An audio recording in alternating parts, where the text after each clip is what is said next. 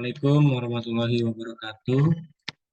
Nama saya Fikri Setiawan, saya selaku moderator dari presentasi pada hari ini yang akan menjelaskan hasil dari proyek saya. Proyek kelompok kita dari kelompok 5 adalah toko sayur pria. Nah, di sini ada nama-nama anggota kelompok. Saya Ditya Setiawan, terus ada teman saya Arjuna Pandawa 5, terus ada teman saya lagi Reksi Remonsa, terus ada Jalva Naila, ada Radil Andre.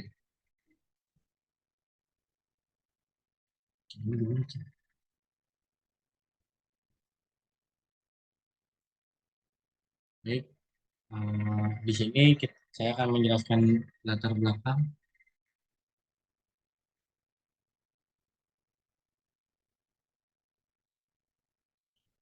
Latar belakang kita membuat proyek ini adalah teknologi informasi berkembang pesat di Indonesia, berdampak pada perkembangan dunia bisnis. Sistem manajemen yang baik diperlukan dalam usaha bisnis toko sayur. Banyak toko sayur yang masih menggunakan sistem manual, yang memiliki kekurangan seperti tergantung pada proses manual, dan terjadi kesalahan dan kelalaian, dan efisiensi waktu yang kurang fleksibel. Kekurangan ini dapat diatasi dengan mengganti sistem manual menjadi sistem komputerisasi. Sistem komputerisasi memberikan kemudahan dalam penginputan dan pengolahan data, mengurangi kesalahan dan kelalaian, serta memberikan keamanan data yang lebih baik. Oleh karena itu, kami ingin merancang dan membangun sistem penjualan sayur berbasis web yang mengadopsi sistem komputerisasi. Di sini ada deskripsi service. Sistem yang akan kami rancang dan bangun yaitu sistem informasi penjualan sayur dengan berbasis web.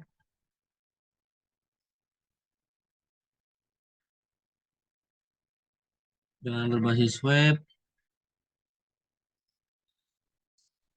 sistem ini mengadopsi dengan sistem komputerisasi sehingga dapat dilakukan, dibuat, dan diakses melalui komputer.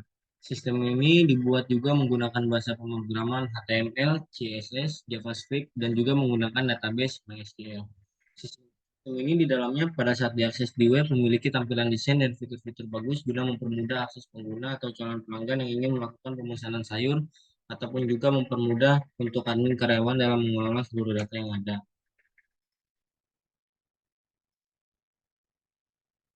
Keuntungan yang diharapkan, sistem penjualan sayur dengan platform website ini diharapkan memiliki keuntungan antara lain. Yang pertama, proses pemesanan dan pembayaran dilakukan oleh pelanggan dapat menjadi lebih cepat, mudah, dan efisien dari sistem manual sebelumnya. Terus yang kedua, pencatatan data pemesanan pelanggan akan disimpan di sistem kedalaman database sehingga dapat memudahkan pengguna atau pelanggan dalam pencarian sayur yang dibutuhkan dan menjaga data tersebut lebih aman. Yang ketiga, laporan penjualan dapat lebih cepat dan rapi, serta meminimalisir adanya kesalahan, kelalaian, dan kehilangan pada data tersebut. Yang keempat, meningkatkan kenyamanan pada saat melakukan pemesanan, pembayaran bagi pelanggan. Yang kelima, meningkatkan kinerja pelayanan kepada pelanggan pada saat ingin melakukan pemesanan sayur. Baik, pada materi selanjutnya akan dijelaskan oleh teman saya yang bernama Reksi Raimunsa. Assalamualaikum warahmatullahi wabarakatuh. Perkenalkan nama saya Rex Indonesia dengan NIM 1222 1392. Di sini saya akan melanjutkan presentasi yang anjing. Assalamualaikum warahmatullahi wabarakatuh. Perkenalkan nama saya Rex Indonesia dengan NIM 1222 1392. Di sini saya akan melanjutkan pemaparan materi dari Saudara Adit. Kita langsung masuk aja ke materinya.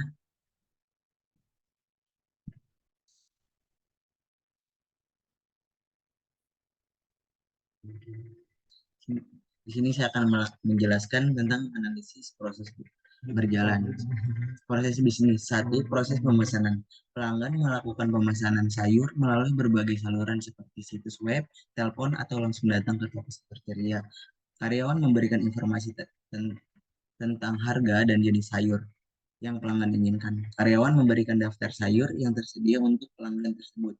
Lalu kemudian karyawan melakukan pendataan dan melakukan transaksi dengan pelanggan. Selanjutnya nomor 2, proses pendataan dan pembayaran. Setelah menerima pesanan, karyawan toko sayur biasanya melakukan pendataan jenis sayur dan jumlah sayur yang akan dibeli pelanggan. Setelah karyawan melakukan pendataan, Pelanggan memilih metode pembayaran yang tersedia seperti transfer bank ataupun bayar di tempat.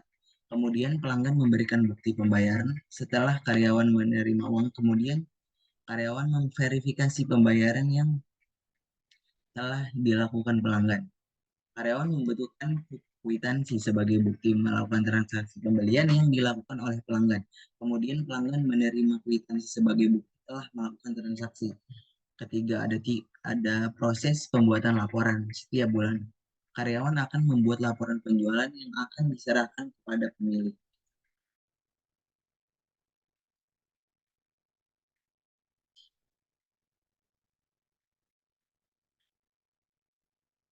Nah, selanjutnya activity diagram pemesanan. Di sini kita bisa melihat proses pemesanan. Kalau dari tabel pelanggannya, pelanggan datang ke toko sayuran untuk melakukan pemesanan. Lalu karyawan memberikan informasi tentang harga dan jenis sayur kepada pelanggan. Karyawan memberikan daftar sayur yang akan tersedia. Jika pelanggan tidak jadi membeli sayur, maka proses akan selesai. Kalau pelanggan melakukan pembelian, maka karyawan toko sayur melakukan pendataan dan melakukan transaksi dengan pelanggan. Selanjutnya, activity diagram pendataan dan pembayaran. Kita lihat dari pelanggan, ya, dari karyawan toko sayur melakukan pendataan. Melakukan pendataan jenis sayur dan jumlah sayur yang akan dibeli.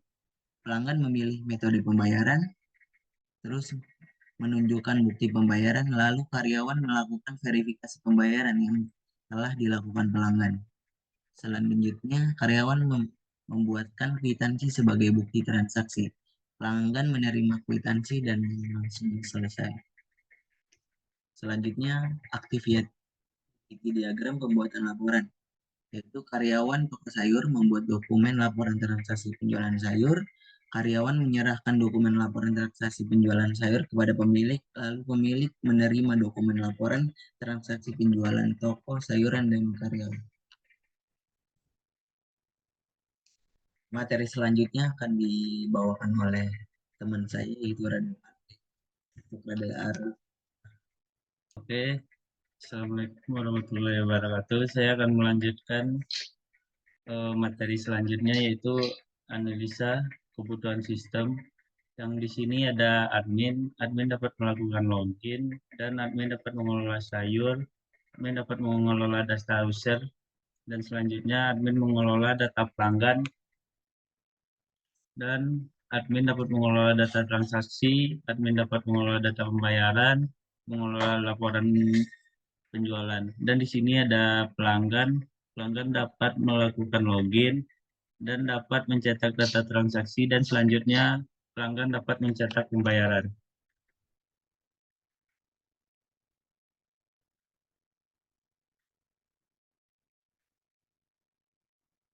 Dan di sini ada use case diagram.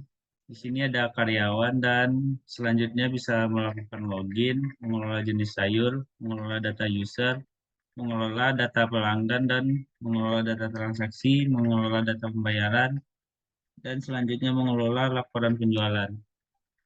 Dan lanjut, di sini ada use case pelanggan, ada customer, melakukan register, login, lihat jenis sayur, pilih jenis sayur, input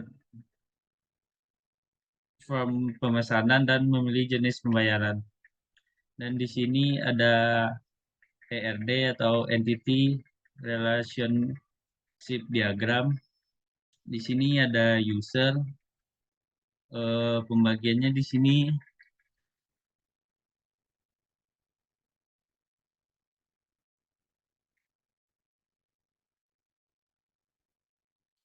kita melakukan register, role ID, dan nama, memasukkan username, password, dan profil picture. Dan user dapat mengelola payment. Di sini ada ID, order ID, payment data, konfirmasi data, payment status, picture name, dan payment date. Di sini ada produk. Produk ini memiliki order item, dan order item eh,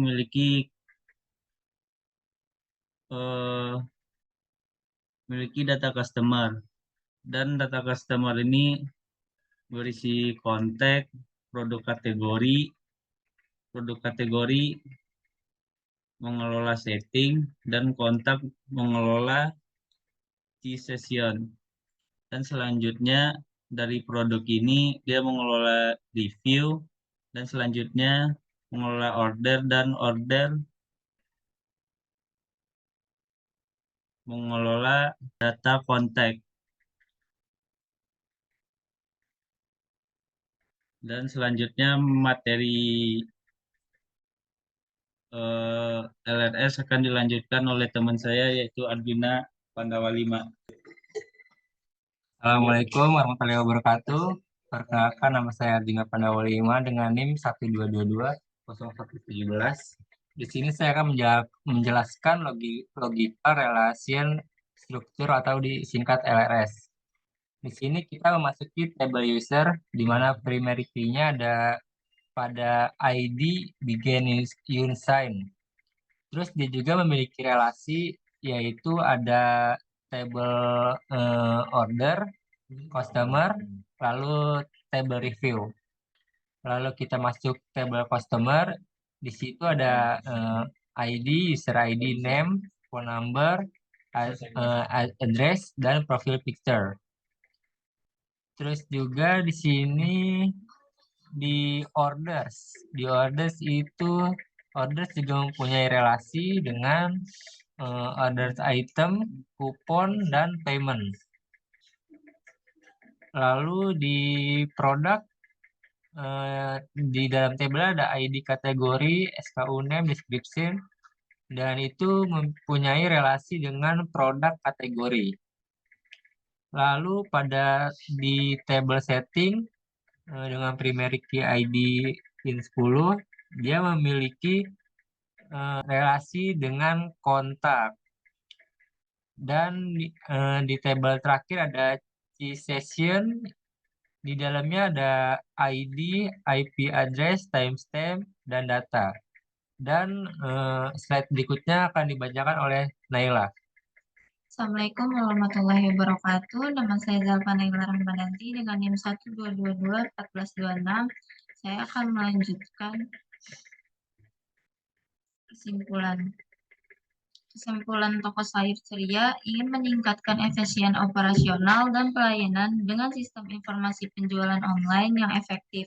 Sistem tersebut akan membantu mengelola penjualan, inventaris, dan pembayaran. Dalam pengembangannya, perlu meningkatkan kualitas produk, harga yang kompetitif, promosi yang efektif, keamanan data, analisis data, integrasi dengan sistem yang ada, dan pelayanan yang baik.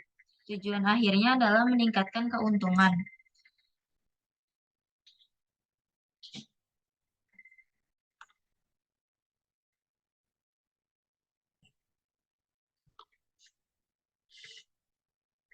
Saran. Dengan demikian, beberapa saran yang dapat membantu dalam mengembangkan sistem informasi penjualan online sayur ceria adalah mengembangkan sistem informasi penjualan online yang efektif dan efisien, meningkatkan kualitas produk, meningkatkan harga yang kompetitif, meningkatkan promosi yang efektif, meningkatkan keamanan data, meningkatkan analisis data, meningkatkan integrasi dengan sistem yang ada, dan meningkatkan pelayanan yang baik.